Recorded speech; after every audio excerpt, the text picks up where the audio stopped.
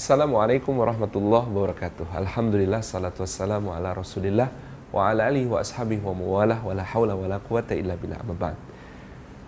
Ibunda kita Aisyah radhiyallahu anha pernah ditanya oleh seorang sahabat, bagaimanakah keadaan Rasulullah sallallahu alaihi wasallam di rumahnya, wahai bunda? Aisyah radhiyallahu anha menjawab, sama seperti seorang di antara kalian.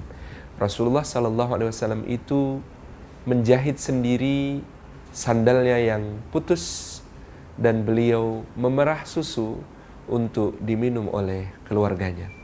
Ini memberikan isyarat penting betapa Nabi SAW adalah orang yang sebagai seorang suami, bahkan Nabi, pemimpin besar, imamnya umat Islam, mu'alim agung, guru agungnya seluruh umat ini, bukan orang yang sungkan untuk turun membantu istri, menangani berbagai macam urusan di dalam kehidupan rumah tangga. Satu hal yang sering kita lihat seakan-akan dia adalah peran satu-satunya dilakukan oleh istri, bukan bagiannya suami. Tapi coba perhatikan asar berikut ini, indah sekali. Satu hari seorang lelaki mendatangi Amirul Mukminin Sayyidina Umar bin Khattab radhiyallahu anhu. Ketika kemudian orang ini datang, sebenarnya dia berniat untuk mengadukan istrinya yang menurut dia cerewet, yang menurut dia pemberang, yang menurut dia suka memarahinya tanpa alasan. Begitu sampai di depan rumah Sayyidina Umar bin Khattab, maka dia justru memegangi kepalanya dengan mengungkapkan satu ungkapan betapa kecewanya dia. Karena ternyata di dalam rumah, ketika dia hendak datang itu, di dalam rumah Sayyidina Umar bin Khattab juga sedang dimarahi, diomelin oleh istrinya, yang saat itu Sayyidina Umar terdiam, menyimak segala omelan istrinya dengan penuh kesabaran. Dia lalu berjalan pulang dengan mengatakan, ya asafa, celaka aku ini. Sampai kemudian setelah Sayyidina Umar selesai dengan istrinya, dia keluar, dia mendapati pemuda tadi, lelaki tadi sudah pergi, maka dia panggil, wahai saudara, silahkan, apa yang menjadi hajatmu untuk disampaikan? Orang itu menjawab, ya Amirul Mukminin, sungguh sebenarnya aku ingin mengadukan istriku yang sangat cerewet, sangat pemberang, sangat pemarah. Tetapi ternyata aku dapati di sini istrimu lebih cerewet, lebih pemberang, lebih pemarah daripada istriku. Maka Umar bin Khattab radhiyallahu anhu tersenyum dan bersabda, sungguh bersabarlah wahai saudara, karena ini hanya di dunia, tidak akan lama. Betapa baiknya istriku itu kepadaku, karena dia telah memasakkan makanan untukku, padahal itu bukan kewajibannya. Padahal dia telah mencucikan pakaianku, dan itu bukan kewajibannya. Padahal dia telah merawat, membesarkan anak-anakku, padahal itu bukan kewajibannya. Perhatikan kalimat Sayyidina Umar bin Khattab, padahal itu bukan kewajibannya.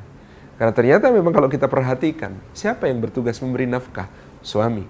Apa itu memberi nafkah? Dalam soal pangan, seharusnya sampai menyuapkan makanan ke mulut istrinya. Sebagaimana dalam sabda Nabi SAW, satu suapan ke mulut istrinya itu sodakoh yang lebih besar nilainya daripada kepada anak yatim, daripada kepada fakir miskin. Bayangkan bagaimana bapak-bapak yang hanya memberi uang belanja, mungkin itu seperempat nafkah nilainya. Atau dia yang berbelanja, istri yang memasak, mungkin itu separuh nafkah. Atau dia yang kemudian sampai memasak, mungkin itu 3/4 nafkah. Tapi sampai menyuapkan kepada istri, membersihkan piringnya ketika kotor, itu adalah sebuah nafkah yang sepenuhnya. Bagaimana dalam pakaian? Masya Allah, kalau dia cuma memberi uang untuk membeli pakaian, maka itu mungkin 1/4 nafkah. Kalau dia yang membelikan pakaian, mungkin separuh nafkah. Dia sampai memakaikan pakaian dan mencucikannya ketika kotor, maka itu adalah nafkah yang sepenuhnya. Tabarakar Rahman, kalau menilik dari apa yang diucapkan Sayyidina Umar bin Khattab tadi. Karena wanita punya 3 peran yang tidak akan pernah bisa digantikan laki-laki. Hamil, melahirkan, menyusui. Di luar itu, segala urusan domestik, urusan rumah tangga, mengerjakan pekerjaan-pekerjaan rumah ternyata adalah kerja bersama, saling tolong-menolong di antara suami istri, saling bantu-membantu di antara suami istri. Mungkin relationship goal yang sangat sederhana bagi suami istri adalah bagaimana suami tahu kerepotan istri, memahami betapa di rumah itu bukan berarti lebih ringan daripada dia yang bekerja di luar, bahkan yang bekerja di luar kadang-kadang jauh lebih ringan daripada mengurusi rumah yang begitu luar biasa, pekerjaannya tak habis-habis. Maka empati suami, tidak menuntut besar kepada apa yang ada di rumah, tidak kemudian menuntut besar kepada apa yang harus dilakukan istri di rumah, gitu ya. Kalau perlu membantu, turun membantu, membagi pekerjaan, mencuci piring, mencuci pakaian, mengurusin anak, memandikan anak, gitu ya, mencebokin anak yang BAB, yang BAK, yang macam-macam itu. Itu adalah kerja bersama yang diatur sedemikian rupa dalam Islam, sehingga dia bukan sebuah hal yang sifatnya diwajibkan hanya menjadi beban istri, tidak. Agama tidak menegaskan seperti itu. Peran-peran sosial masyarakat yang biasanya lebih memberi label seperti itu. Mungkin dulu buku bacaan kita waktu SD, bapak membaca koran, ibu memasak gitu ya. Ini sungguh sebenarnya sesuatu yang tidak relevan.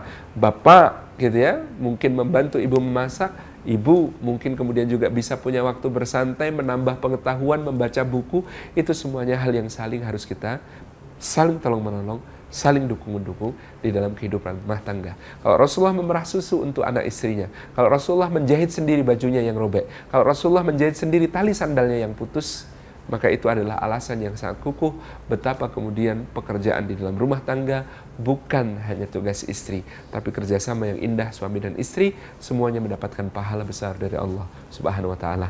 Wassalamualaikum warahmatullahi wabarakatuh.